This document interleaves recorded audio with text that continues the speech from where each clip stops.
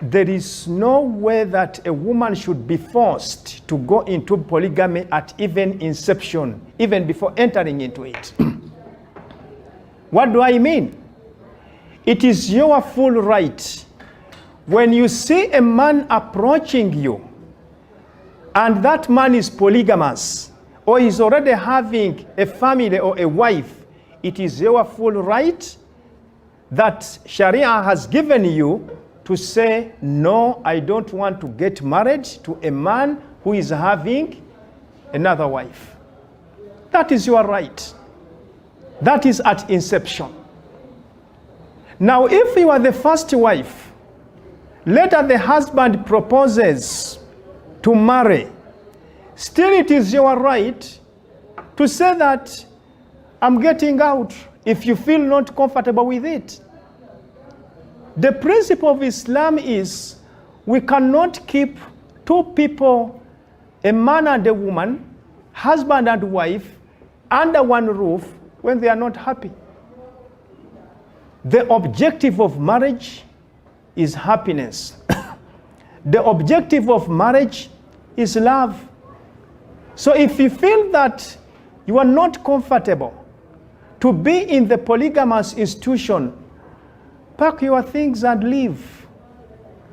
But I always caution you, before you could leave, first prepare your landing site. I have seen some people ejecting out, then they want to come back, yet actually that position had already been filled by others who spotted that chance. I have also seen some situations whereby you find the first wife, after the husband marrying the second, she gets out. Unfortunately, where she goes to get married, she takes either the third or the fourth position. Then you wonder, how do you look at things? You must also be very careful, especially these days. I'm addressing young girls now. From experience, the majority of guardians now, they trust men who are already married than those who are just going into marriage for the first time. Because for those who are already married, they can actually be assessed and evaluated practically. Unlike these ones who come and promise you the heaven and the earth.